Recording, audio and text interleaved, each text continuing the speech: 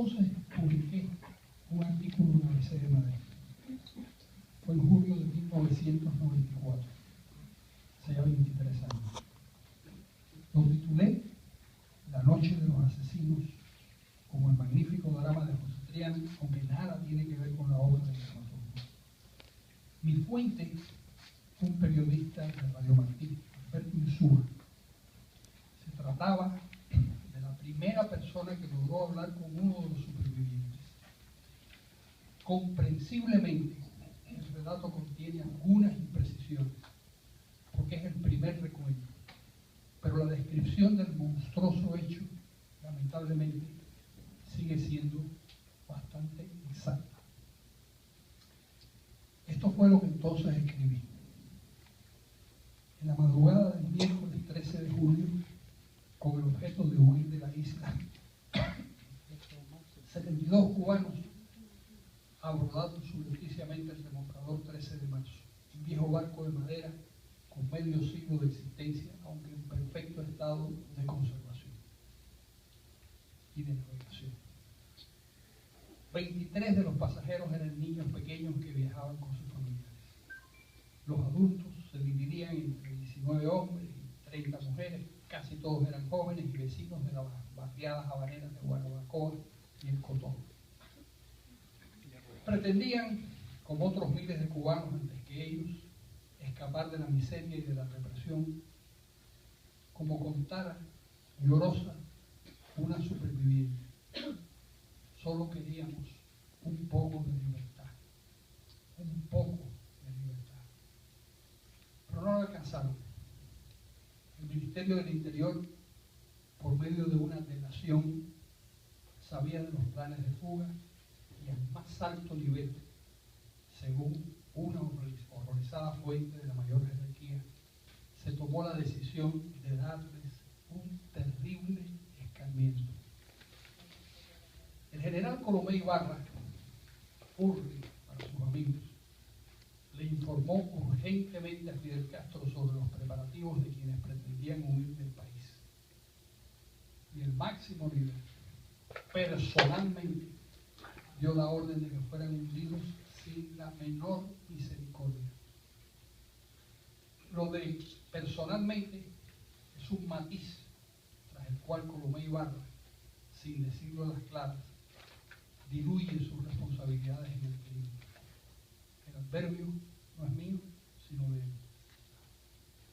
Castro, en suma, conocía todos los detalles.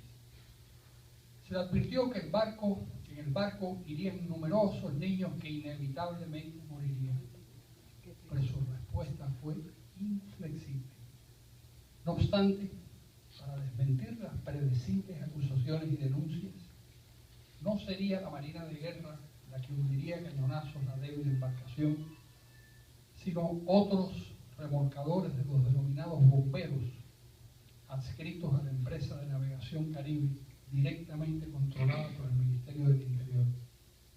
Y el arma que utilizarían serían las mangueras de agua a presión.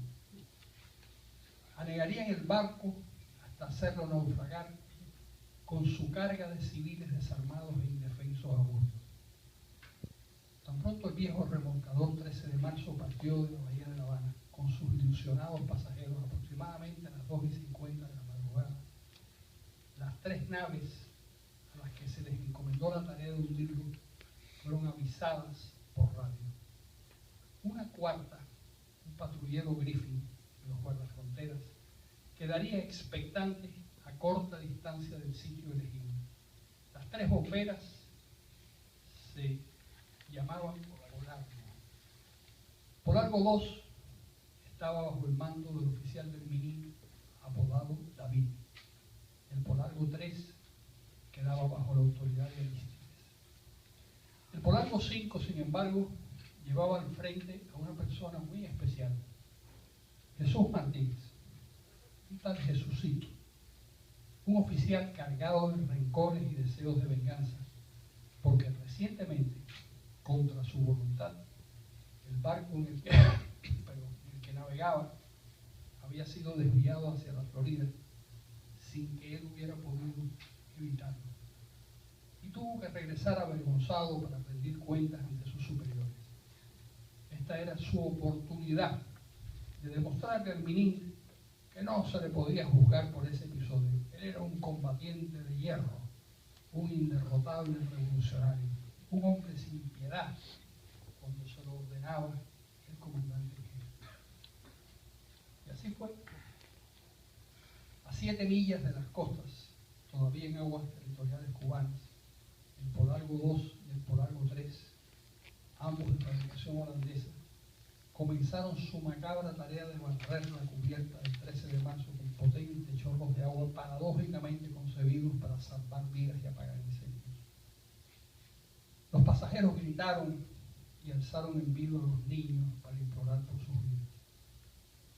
Fidelio Ramel, oficial de la embarcación que huía y cuadro desesperanzado de un partido comunista en el que alguna vez creyó, desapareció enseguida en medio del oleaje. Los Polargo 2 y 3 comenzaron a navegar en círculo para contribuir a la turbulencia de las aguas. La consigna era muy clara en esa fase de la operación: que se ahogaran rápidamente un buen número de los náufragos. Los pasajeros que todavía permanecían a bordo trataban de esconderse bajo cubierta en el cuerpo de máquinas. Casi todos eran niños y mujeres. Ese fue el momento, entre comillas, estelar del valiente Jesucito. El Polargo 5 entró en acción. Con su quilla de hierro a gran velocidad, embistió por la popa al remolcador en ese momento con los motores apagados, flotaba dando bandazos. Dio la vuelta y ahora por la proa remató la faena. El 13 de marzo se volcó y comenzó a hundirse. En su vientre de madera, 23 niños, 23, hechos un amasijo de carne golpeada, se ahogaron sin remedio, muchas veces abrazados a sus madres, otras sin más consuelo que la rapidez de una muerte incomprensible y negra en un mar caribeño teñido por el odio. Una vez cometido el crimen, se montó la coartada. Una lancha Griffin de la Marina de Guerra Revolucionaria, apostada a 500 metros de los hechos, se acercó al matadero con sus reflectores y sus potentes bocinas. ¿Qué ha ocurrido? ¡Qué pena! Son tantos los muertos, quizás 35, quizás 40. Con el mayor cinismo fueron izando a bordo algunos sobrevivientes. El escarmiento ya había sido hecho. El héroe Jesucito contempló satisfecho su proeza. Lo felicitaron. Pregunto, ¿le salió bien la operación al Ministerio del Interior? Depende. El objetivo de aterrorizar a la población se logró. El país, que a través de la onda corta supo de los detalles del crimen por boca de algunos supervivientes que consiguieron comunicarse con el exterior, estaba consternado, estremecido. Ni siquiera la dictadura haitiana asesinaba en el mar a sus niños barcelos. Algunos ingenuos pensaban que los militares cubanos no dispararían contra el pueblo indefenso. Pero ya saben la triste verdad. Castro está dispuesto al peor genocidio y su equipo de gobierno se convertirá, y ya lo va haciendo, en una insensible máquina de exterminio. Pero esta vez el crimen ha sido demasiado monstruoso, tanto que se convertirá en un formidable elemento deslegitimador. Es difícil, creo, que los organismos internacionales continúen prestando ayuda a gobiernos que hacen estas cosas terribles.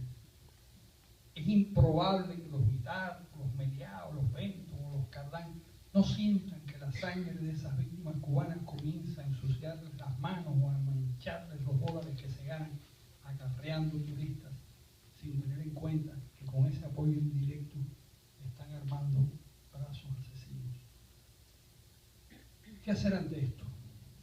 Por lo pronto, reconstruir minuciosamente el crimen, levantar actas y denunciar a los 4 vientos lo acontecido.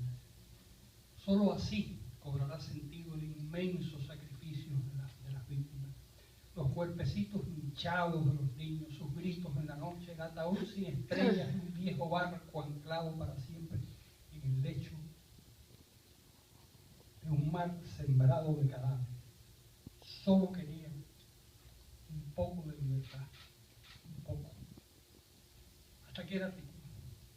En su momento pensé que quienes no eran cubanos se estremecerían con el relato y asqueados dejarían de comerciar y de hacerle carantoñas a ese régimen. Me equivoqué, otra vez me equivoqué. Prevalecieron el interés material y la indiferencia moral. Ese final trágico de las víctimas y el dolor de los supervivientes no conmovieron a casi nadie. Es muy triste, pero es así como reaccionan la mayor parte de las personas. En todo caso, es muy importante no olvidar nunca este crimen. Hay que mantenerlo vivo en la memoria colectiva como una forma de solidaridad con esas víctimas de la libertad. Como hizo el pueblo cubano con los estudiantes de medicina asesinados por las autoridades militares españolas durante la Primera Guerra de Independencia.